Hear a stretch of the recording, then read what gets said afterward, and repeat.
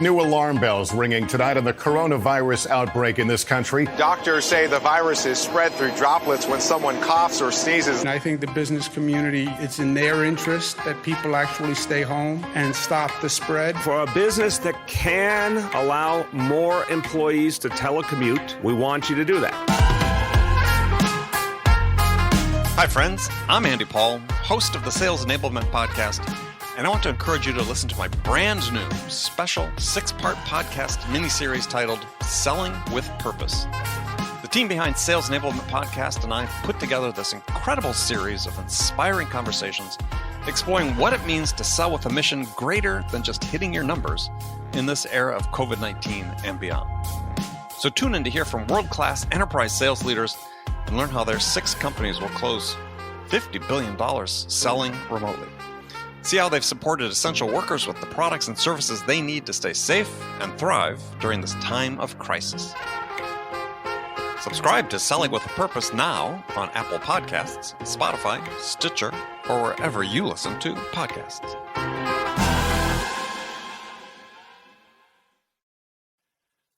Guided selling from RingDNA makes your entire sales team more effective by revealing exactly what reps should do and when to do it. Guided selling works by transforming sales data into a curated list of prioritized sales actions.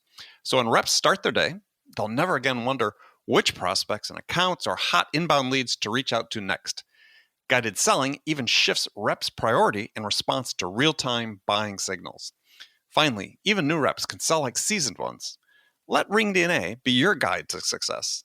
Learn more at ringdna.com/guided selling. That's ringdna.com/guided selling.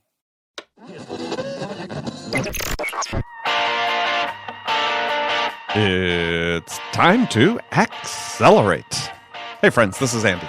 Welcome to episode 697, that's 697, of Accelerate, the sales podcast of record. Now, can you believe that it's the end of January? I was so surprised looking at the calendar this week. It's like, holy cow. One whole month gone. 1/12. We've already gone through. So I hope it's off to a good start for you. And I have another excellent episode this week to help you get things going and a new perspective on sales and what you're trying to accomplish. Joining me today is Matt Suggs. Matt is the Executive Vice President of Mediafly. And today, Matt and I are talking about how to create interactive buying experiences. You know, we all know B2B buying behavior has changed or has continued to change as a result of access to all the information available online and all the other sources that are out there. So today, Matt and I are diving into how sellers must assess what misinformation a buyer may have prior to digging into, engaging with the salesperson, and what that means in terms of your selling process, right? So if they're misinformed, how's that inform how you sell? So we're going to dig into their buying process and also talk about what's changed in terms of what the actual point of entry into the buying process is today. And Matt will describe what ready to buy means from the customer point of view and what that means for you as a seller and what that has, the impact that has on you in terms of when you actually engage with the buyer. So, all right, let's jump into it with my guest, Matt Suggs. Matt, welcome to the show. Thanks, Andy. How are you doing today? I'm doing great. So where are you today? I'm at Mediafly headquarters on the 20th floor of the old stone container building in Chicago. Now, which one is that? So if you watch like football games, the Bears playing, sure, they show the skyline. It's the building that looks like it was cut at a 45-degree angle. So it's a real. If you see it, you'd say, "Oh, you'd recognize it from those." Yeah. Broadcasts. So an older building. It's been around for a while. It was also featured in a movie. What's that? What's the address? Adventures in Babysitting movie. It's that building. So it's 150 North Michigan Avenue. Oh, okay. In Chicago. So for people who, and here we are, just completely off the track already, but part of my show is, but if you're ever in Chicago and you want to do something really fascinating, is take the architecture tour on one of the tour boats on the river. It is so interesting. There's such incredible architecture in Chicago. It's a great way to see a good portion of the downtown Chicago. And the tour guides are great. We actually took our customer summit was a couple weeks ago. We took all of our customers on the architectural tour. Yeah. Yeah, I've done it a couple times. I really, really enjoy it. I have to admit, I had to sort of be talked into it by my wife. And then once we did it, it's like, okay, let's do it again. I'm sold. Fascinating history of the city and history of tall building architecture in the United States. I mean, Chicago was really at the forefront of that. So yes, it was. If people are into architecture, that's the one. All right. So to business here is we're going to talk about changing buyer behaviors. And so one of the premises, when you'd originally reached out to me and we talked about being on the show is this notion that B2B buyers are changing their behaviors and that they more closely mirror the behavior of B2C buyers these days. Tell us about that. Why do you think that's the case? Well, I think in the B2B space, it's pretty common knowledge, or you probably read about it or heard about it, that buyers are changing as a result of their access to information. So the point at which they will typically engage with a salesperson is later and later in their evaluation. A lot of them are doing their research online or through other methods, trade shows, analysts, or sometimes through crowdsourced review sites before they even want to talk to a salesperson. Well, let's pause there for a second, because this is a point of no small contention in the sales world. I would say people are pretty split down the middle, whether they think that is the case or whether they think that's not the case. I mean, there's certainly the Gartner crowd, other researchers, they've used that statistic. I've used that statistic in a book before. Yeah. But it was an equally fervent group of people who say, no, that's not the case. Is that the seller outreaching to the buyer is really what initiates. Yeah. What do you think accounts for that difference of opinion? And these are very strongly held opinions. This is not just a matter of conjecture. Yeah, well, I think the idea that B2B buyers are doing things differently than they did 20 years ago is probably not a point of contention. No. I think what's the point of contention is what's the result going to be? Because you read articles that are entitled things like "Death of a Salesman." And if you're in the sales world, I mean, that's a pretty negative thing to read. Hopefully you're not believing that. If you do, but yes. Yeah, I personally, I don't. I think but it does change the way you have to engage with those buyers, because the assumption is that because they've gone out and done more research before engaging with a seller, that they know more about what they're about to buy. Sometimes they do, but many times they don't. So I think that that the key thing for a seller to do is where they used to start with qualification and talking about a customer's need and discovery. I think the challenge now is that now you've got to assess what misinformation that buyer might have prior to really digging into your capabilities. So what you're saying is that, from your perspective, is that sellers almost have to discover what the buyers have to unlearn. Yeah, exactly. But isn't that always been the case, really? I mean, I think that, granted, there's more information out there, but I mean, everybody sort of has opinions, impressions, or something that they formed about. I mean, I wonder whether that's really a recent phenomenon, or are you just saying it's more pronounced now? Well, I think it's definitely more pronounced, and it depends on the industry too. Another challenge, I think, in certain industries is the pace of innovation. Certainly in the technology space, the pace of innovation is far faster than the pace of those informational resources' ability to assimilate and distribute that knowledge. So think about think about the analyst community when they used to write about the next upcoming release of SAP R3.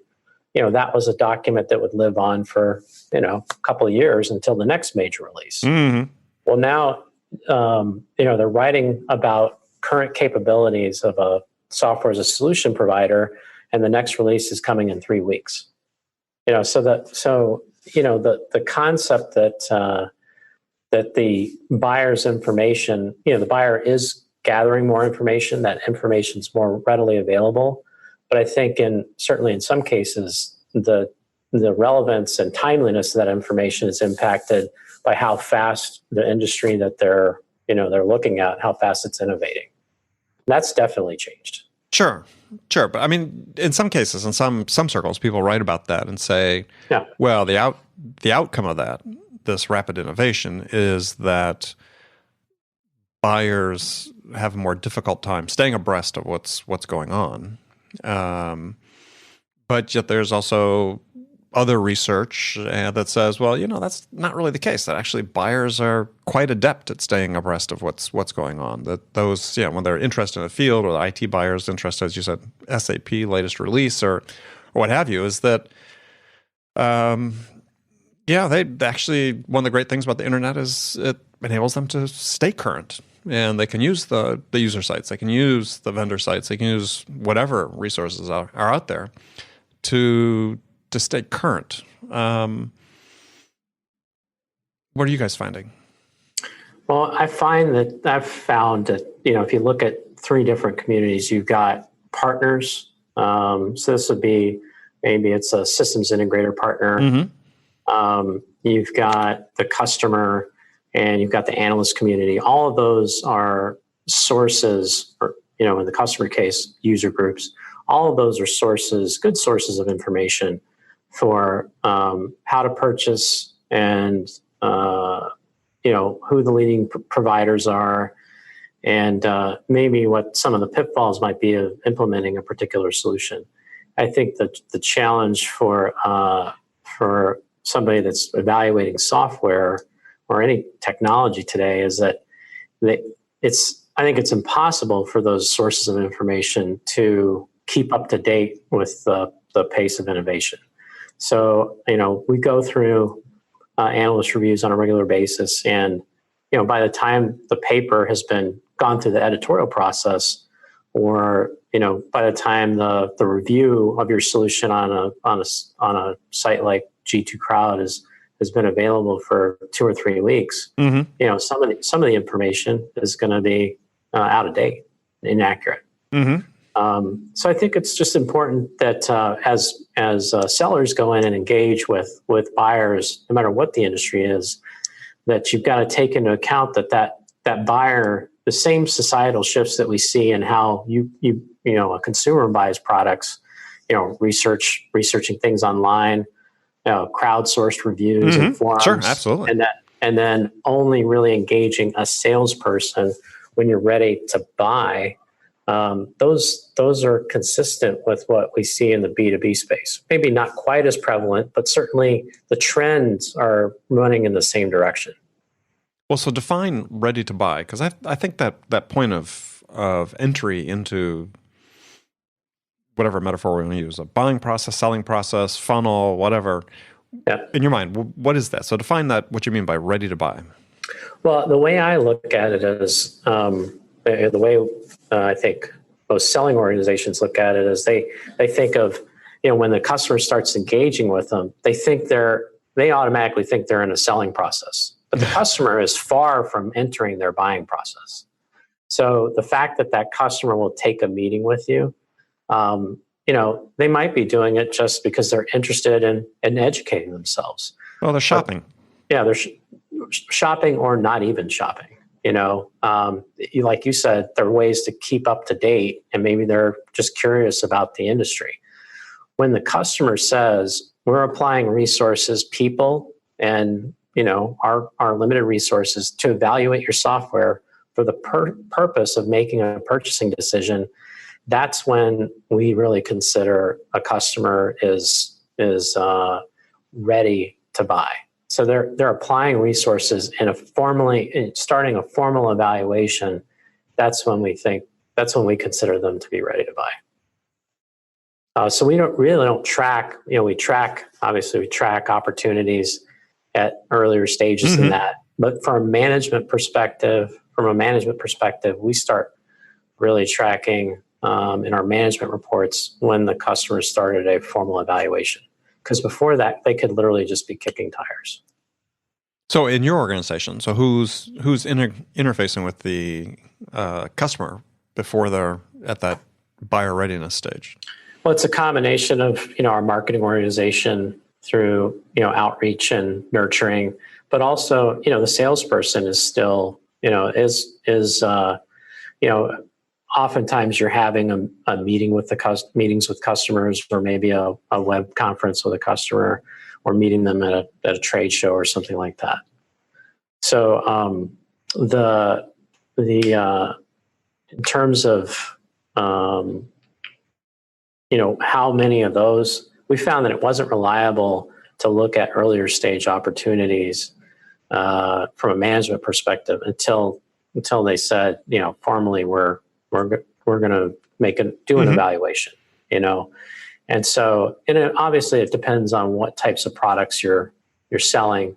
More transactional businesses where the decisions are made much quicker, it's going to be slightly different. But even those customers that our customers of Mediafly that are out selling on a daily basis in transactional type businesses, one of the first steps that they have to take is to assess what the customer's current perceptions are of the products and services, and what and the impact of those products and services are going to be on their business.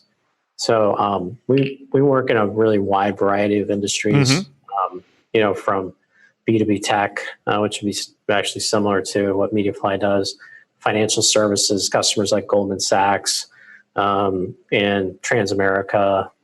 We have a lot of customers in the consumer packaged goods space, and that's a very transactional type of business. So actually, in the distribution side or in the retail side? Selling through to retail. So think about so the PepsiCo is a great example. So their North American beverage business, about 13,000 users on Mediafly, and they use our solution to go out and engage with people in the store and even at the home office of those retailers. And one of the first things they have to do is break down the perceptions that those customers might have. Another one of our leading customers is Miller Coors, and they use data insights to help break down those perceptions. So everything they do, whether it's in their on-premise business in the bars and restaurants, to the retail classes of trade, in grocery, liquor stores, convenience stores, the way that they sell into those outlets is by using data insights to show that customer something they didn't know before. Well, give us an example of what that is, because that's insights is a term that's so casually thrown around these days. So the two examples just with Miller Coors. So one of the primary things today, primary challenges today for a major brewer like Miller Coors is the proliferation of craft beer. And you go into bars today, and where they used to have 4 or 5 tap handles and you recognized every tap handle. Now you go in there, there's 15 tap handles, and you don't recognize any of them. Well, there's a bar 5 blocks away from me that's got 55 handles. So yeah. So and in my hometown in Raleigh, there's one that's got the Guinness Book of World Records for the most beer taps. I think Raleigh Beer Garden. But so one of the things they had to do to get Coors Light and Miller Lite back on tap, because they were losing tap handles to these craft beers, was to show them that while they thought the consumer was craving craft beer, and so they kept adding more and more craft beer to those tap handles, they had to show them through marketing studies and data that beer drinker that drinks the premium light beer like Coors Light or Miller Lite, they actually drink more beer, they spend more money on that beer, and they're more loyal to that brand. And so it basically boils down to an interactive conversation with the bar or restaurant owner, resulting in a on the spot business case. This is how much money. This is how much more money you're going to make by replacing, this craft beer with Miller Lite, Coors Light. And by the way, we can also help you manage the beer category for your bar and restaurant, not just for our products, but for our competitors' products. In the grocery class of trade, they take data that comes from Nielsen, and they can show the uplift for a specific type of promotion in the moment to the store manager using Mediafly. And that, that kind of data, they're basically saying if you put 100 stack of beer here and you support it with an ad, the uplift for your store is over the next 3 weeks is going to be X. And they can do that at that specific store level using data that they couldn't apply to that selling scenario prior to using Mediafly. And so what are you doing that enables that? I mean, they have data on one hand. They could print out a report and given it to the guy. Exactly. And they did, but nobody used it. Right. So what are you doing that's making it usable? So what we're doing, first off, the data that they had from Nielsen really stopped its dissemination at the marketing group. So our application allows the salesperson to go in, select the specific store that they're in. They can compare the Miller Coors products to the competitors' products side by side, and the data is updated for the specific selling period and the specific store in the moment. So it's very easy for them to point and click and generate basically a business case for why they want to buy that promotion on the spot with the store manager. So just make sure I understand. So if somebody's using Mediafly, is that integration of the data, is that done by the customer, or is it you guys connect the pipes into Mediafly and you actually do the aggregation and reporting? So it's actually a combination, because in some cases, in the case of that grocery class of trade, it was really Mediafly working with Nielsen as one of their connected partners to surface that information. And then they have another capability, which was a internally curated set of data that would show their customer in a liquor store outlet or convenience store. It would show them products that they did not stock in that store that sold well in that market. Originally they called that Smart SKU, but they've got another name for it now. But basically, that used to be a phone book sized report that they would, it was shared with the salespeople and the distributor reps. There's a lot more distributor reps than there are stores reps, and but the use, they couldn't get people to use it because you have to thumb through pages and pages of data versus going in and saying, in that application. They pick out the outlet on the map. It shows them the map and it shows them, this ABC liquor store. They click on that and it brings up the data in the moment with the customer. Very interesting. So we look at data insights, the use of tools, interactive tools that gather information from the customer and then produce a value proposition or a TCO model or an ROI for that client to back up the purchase of a product or service. Those are ways that you can break down the conceptions or preconceptions that a buyer might have prior to you engaging with them. Yeah, well, I mean, gets you to. I think it's one of the things that's interesting about that is that the way I experience decision making through buyers over my years in sales is they sort of two-step decisions. They sort of make this first, the go, no-go decision, right? And they need that data that you talked about to really make that go, no-go decision is, do we have the decision, or enough information now to make the decision whether we should do this or not? And yeah, if you can be the vendor bringing that information to the table, that's pretty powerful. Yeah, I think it definitely is. I think what we've, you read about things in analyst papers. One of the metrics is that was found by Forrester is that 74% of buyers will buy from the first seller that actually brings relevant insights about their business to the table. Yeah, they've modified that. Yeah, it's the vision, right? Or you bring the buying vision to the buyer. At one point it was 65%. I guess now it's 74%. Yeah. But yeah, Forrester's been after that number for a while. But yeah, I mean, I think it's incredibly relevant statistic, whether it's 65 or 74, almost immaterial, because if you're the one who can do that, if you're the supplier that can bring those insights to get them, like I said, to make that initial go no go decision, you're gonna win the deal. And that's what we're trying to do with helping our customers become evolved sellers, because as in life, half the people or 3/4 of the people out there are never going to bring that insight, right? They're going to show up with the same PowerPoint deck that they showed last week to another customer and go through every slide of that deck, not ask a question. So for those organizations that actually want to step up their game and become more of a consultant to their customers and assist their customers in building better businesses, the evolved selling model works really well. Well, so we'll get into that here in the time we have remaining. But so what is the Mediafly is a sales enablement platform. So what is the secret sauce? Is it that being able to take in the pipes of data and work those to present those in a usable form that's valuable for a buyer and seller alike, or?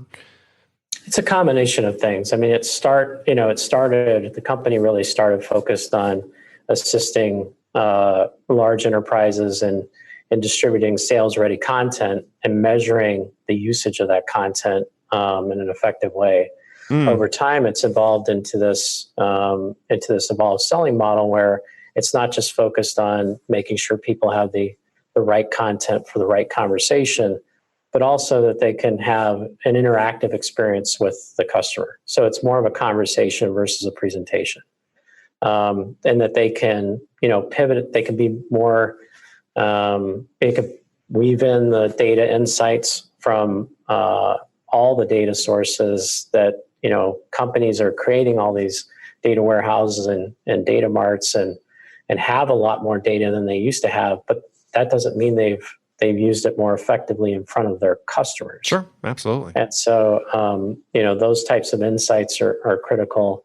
So how do you, I mean, the fact is, even if they have that data and they've never used it, just the mere fact of buying Mediafly doesn't make it available. I mean, they need to do some work to access it and organize it and present it in such a way. So how do you work with companies to make those insights available and relevant? Yeah. So what we do is we have a framework that allows us to engage the client and surface that content in the middle of a presentation with their customer. So the idea is that it's not that you show the same PowerPoint and then go over and bring up a spreadsheet and show them some data insights. It's that you can weave those data insights into a presentation that feels like it's all one thing, and in fact, it's a collection of content assembled by the sales rep. Mm-hmm. So, ultimately, it's sitting down with our customers and determining what data sources they have that could drive a decision more effectively if that data was used in the field. Most of our clients, they know what the data is. I mean, they know which data points should drive a buyer decision. But getting the salespeople to actually use that data in the format that it's in when we arrive is challenging. So what we're doing is, think of it as like slices of massive data sets. We're taking slices of those data sets and surfacing them in a way that's not only is it consumable for the customer, but something that's actually consumable for the seller. Most sellers are going to find the one thing that works for them and keep using it. And the seller, it's got to be simple enough that the seller has confidence in their ability to present it. Right. So the challenge for sellers today is not that marketing isn't producing enough content. No. The challenge for sellers is their confidence in that content to drive a decision. And so I think that that's what we really focus on with our customers is identifying through analysis of their method of selling. We want to identify what what value that seller brings to their buyers, and make sure that we're surfacing that in a relevant and timely way through the salespeople in these interactive experiences. Mm-hmm. Yeah, I mean, I think that to me this makes sense. I mean, a lot of what I hear from sales enablement, some segment of sales enablement, is basically just surfacing the right content at the right, what they consider to be the right time, and to me that has sort of limited value add. For sales reps who are experienced, they're going to know that anyway. But the data insights, that's taken it to a different level. That now you start having a real conversation about outcomes. That's tangible, quantifiable. And I think this is really a huge failure point for most B2B sellers, especially in the little more complex sale, is they don't. Yes, they may be able to present a vision to somebody about what to do, but until that can be reduced to dollars and they can quantify what the value they're going to receive from it is, you're not going anywhere. Yeah, I would agree with that. I mean, very few purchases, especially major purchases, large capital purchases, they really need to be driven off of a value proposition, whether that's TCO based or ROI based or return on capital, whatever. Yeah, or maybe it's something that's based on an uplift in revenue. Mm-hmm. There's got to be a business impact, and that's a big area of focus for our clients. We've got another customer that's in the manufacturing business, and they've recently deployed an interactive TCO calculator, and it's very simple for the salesperson to sit down with their customer and compare the current production system that they're trying to replace with a number of products from our client. Mm-hmm. And they can take into account labor rates, rework rates, in a series of it's a very sequential model. It's really easy to navigate through. But at the end, it spits out a TCO calculation on the dollars and cents impact of making that change. And with the click of a button, it produces that TCO report, basically a proposal, with no other action by the sales rep. He just has to press a button, and that can be sent immediately to the customer as a leave behind. And the impact of that is that as sales management is looking at their reports, they can see, along with the sales rep's pipeline, they can also see how many, because this information is all pushed over to the CRM system as well. They can see how many of those customers that are in a certain stage have have a TCO model calculated for them. And for people listening, total cost of operation, I think you're talking total about, right? Total cost of ownership. Ownership, right? Okay. So total cost of ownership in this particular industry is the way that they measure the manufacturing equipment that they purchase. Yeah, well, I think that the thing is, again, another thing that's interesting about this approach is that, for me, as I look at actual sales productivity, is the ability to have this type of data and provide it to people in this type of format, is that theoretically you're going to reduce the number of calls required to reach a certain point where the customer is informed to this level of to this degree, let's say. So, yeah, I think that at least in terms of the total amount of time required, number of selling hours required to get somebody from initial point of interest to a sale, this should reduce it. Yeah, it absolutely does. I think the impact that we've had with customers that are using this value-based approach and involved selling has been significant.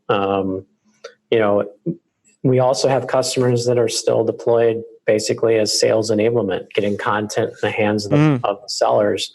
But we see all of our customers eventually moving over to a model that's based on being more dynamic and interactive in front of the customer, more integrated with not just their CRM system, but also with marketing automation solutions and leveraging data insights to drive more effective engagement with their customers. Yeah.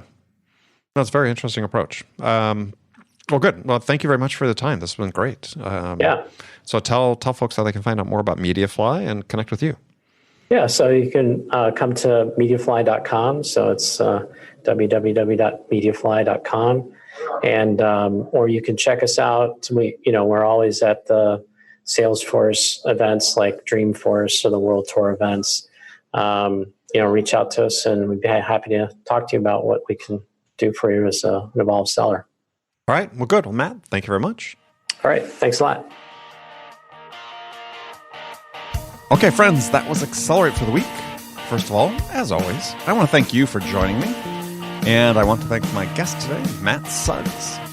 Join me again next week as I welcome my friend Skip Miller to Accelerate. Skip's the founder, president of M3 Learning, one of the real sales experts around. He's author of a couple of best-selling books, Proactive Selling and Selling Above and Below the Line. And Skip and I are going to talk about the big changes that are really needed in B2B sales. So be sure to join us then. But before you go, don't forget to check out The Sales House. It is the all-in-one sales development, sales growth program for B2B sellers. Visit The Sales House at thesaleshouse.com/join. Look forward to seeing you there. So thanks again for joining me. Until next week, I'm your host, Andy Paul. Good selling, everyone. RingDNA is the leading sales enablement platform that uses AI to help scale business growth. Trusted by the top companies across the globe, RingDNA offers a suite of powerful tools for every sales role. The RingDNA Dialer radically improves sales productivity and call connection rates, while Guided Selling helps reps know exactly what to do and when to do it. Conversation AI uses artificial intelligence to surface the most impactful coaching opportunities in real time.